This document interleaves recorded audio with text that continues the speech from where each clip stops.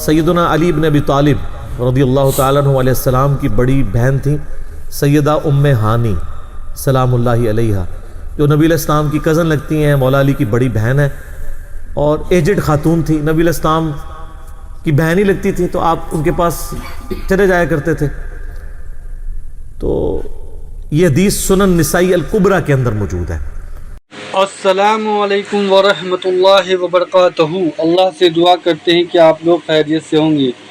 تو یہ تگڑا وظیفہ جو ہے زندگی بھر کے مسائل کے لیے صرف ایک یہی وظیفہ کافی ہے، اور یہ آپ صلی اللہ علیہ وسلم سے ایک بوڑھی عورت نے پوچھا تھا کہ میری عمر کی وجہ سے جو ہے میں بڑا وظیفہ جو ہے نہیں پڑھ سکتی ہوں، تو کچھ بتائیے۔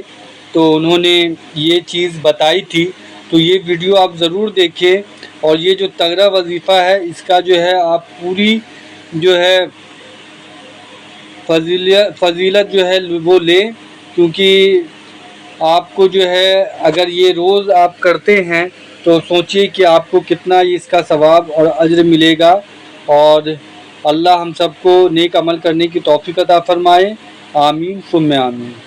ہم نے بلو کارڈ کے اندر اس حدیث کا ریفرنس بھی دیا ہوا ہے۔ ترمذی میں بھی روایت موجود ہے، لیکن ترمذی والی روایت جو ہے نا کمزور ہے۔ صحیح سند اس کی سنن نسائی الکبریٰ کے اندر ہے، ہمارے بلو کارڈ میں 19 نمبر کے اوپر یہ وظیفہ ہے۔ انٹرنیشنل نمبر کے مطابق 10680 10680 نمبر حدیث ہے۔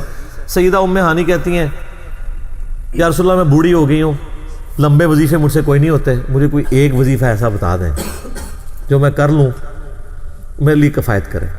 سر جو وظیفہ پھر لیا ہے نا مولا علی کی بہن نے، وہ ایسا وظیفہ ہے کہ مجھے ابھی تک اتنا تگڑا اور کوئی وظیفہ نہیں احادیث میں نظر آیا جس کی اتنی فضیلت ہو۔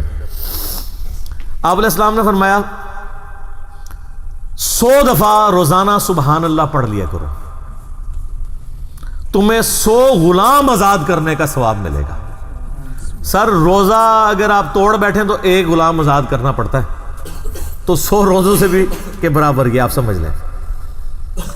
100 دفعہ الحمدللہ پڑھ لیا کرو، تمہیں 100 گھوڑے اللہ کی راہ میں جہاد کے لیے بھیجنے کا ثواب ملے گا۔ 100 دفعہ اللہ اکبر پڑھ لیا کرو، تمہیں 100 اونٹ اللہ کی راہ میں بھیجنے کا، قربان کرنے کا، نہر کرنے کا ثواب ملے گا۔ 100 اونٹ، سر ایک اونٹ کی قیمت آلموسٹ 2-2.5 لاکھ روپے، کروڑوں روپے کا وظیفہ ہے جی، یہ ملینز آف ڈالرز کا یہ وظیفہ ہے فری میں۔ اور 100 دفعہ لا الہ الا اللہ پڑھ لیا کرو، یہ زمین و آسمان کے درمیان جتنا فاصلہ ہے اس کو ثواب سے بھر دے گا۔ سر لا الہ الا اللہ کے پھر برابری کون کر سکتا ہے؟ وہ حدیث بطاقہ ہے نا، کاغذ کے پرزے والی حدیث جامع ترمذی میں، کہ ایک شخص کے 99 دفاتر گناہوں کے کھولے جائیں گے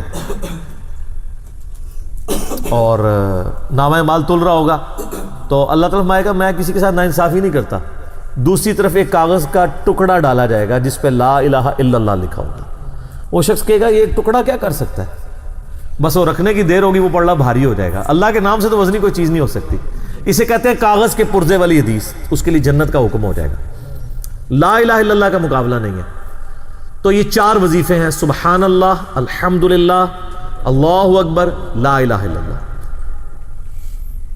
یہ اتنا محبوب وظیفہ ہے کہ جو سنن ابی داؤد میں، جامع ترمذی میں صلاۃ و تسبیح والی حدیث ہے، اس میں 300 دفعہ کون سے کلمات پڑھے جاتے ہیں؟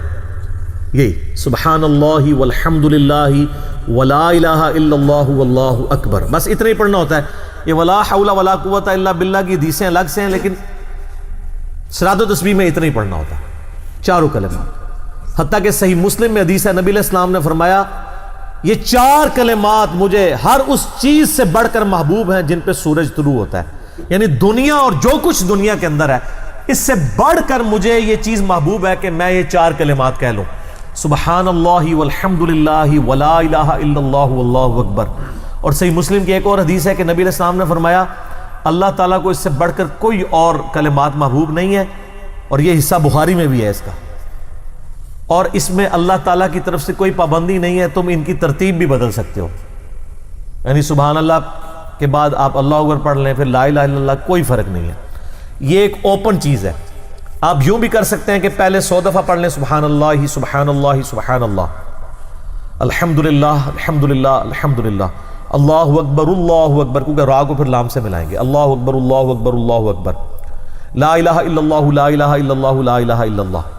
اور یوں بھی پڑھ سکتے ہیں، وہ زیادہ بہتر ہے، سبحان اللہ والحمدللہ ولا الہ الا اللہ واللہ اکبر، کیونکہ اکبر پہ وقف کریں گے، ورنہ یہ سبحان اللہ تو الحمدللہ ہی پڑھ نہیں سکتے آپ، کیونکہ الحمدللہ الحمدللہ بنے گا کانٹینیوس، جیسے اللہ اکبر اللہ اکبر اللہ اکبر بنتا ہے، تو وقف کرنا پڑے گا سوائے سبحان اللہ کے. سبحان اللہ یہ تو پڑھ سکتے ہیں، لیکن الحمدللہ کو الحمدللہ الحمدللہ وقف کرنا پڑے گا.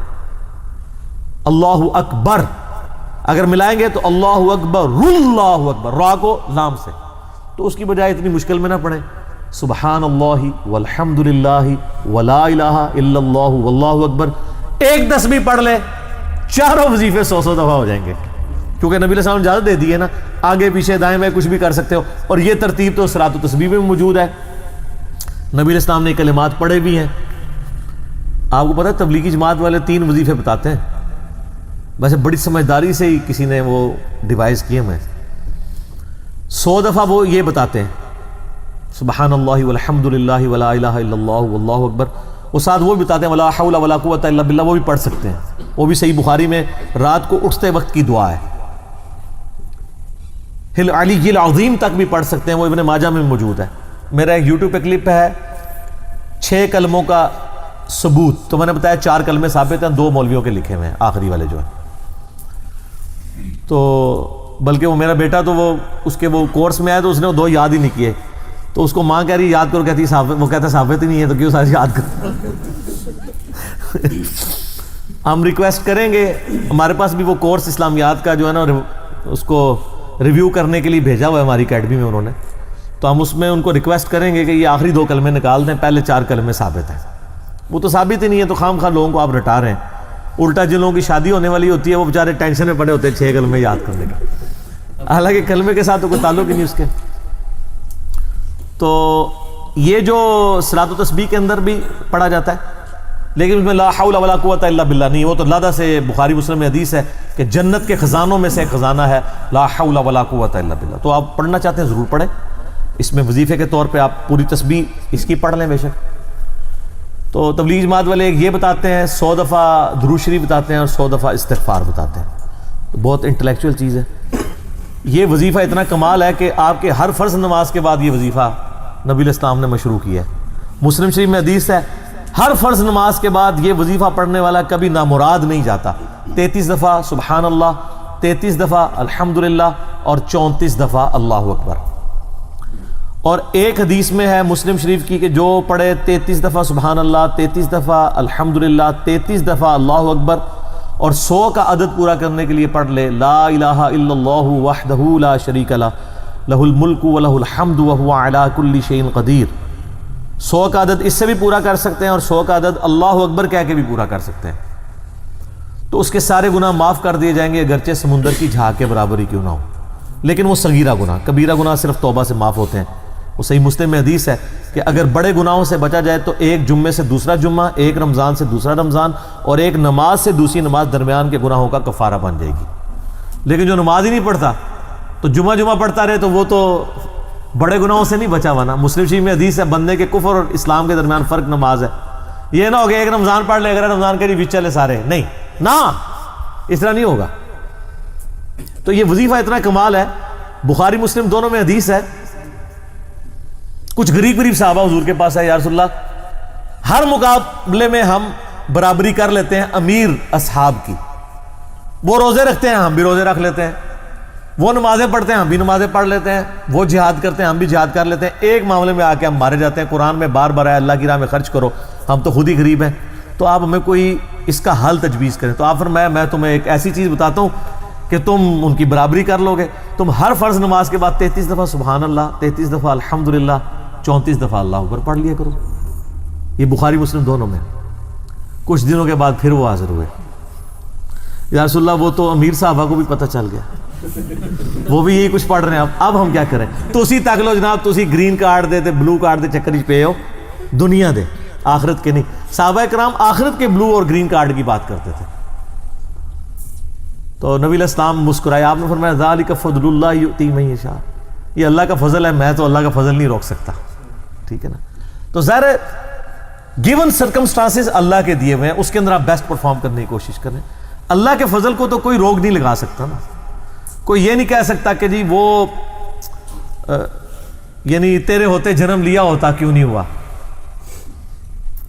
ہو سکتا ہے ابو جہل ہی ہوتا۔ تو جس حال میں اللہ نے رکھا ہے اسی کو آپ بہتر سمجھیں۔ تو اس طرح کی کئی احادیث ہیں جو ان وظیفوں کو سپورٹ۔ اچھا، مسلم شریف میں ایک حدیث میں یہ بھی آیا کہ 10 دفعہ سبحان اللہ، 10 دفعہ الحمدللہ اور 10 دفعہ اللہ اکبر۔ اگر کسی کے پاس ٹائم تھوڑا ہے نا تو فرض نماز کے بعد یہ بھی پڑھ سکتا ہے، 10 دفعہ بھی وظیفہ یہ والا کیا جا سکتا ہے۔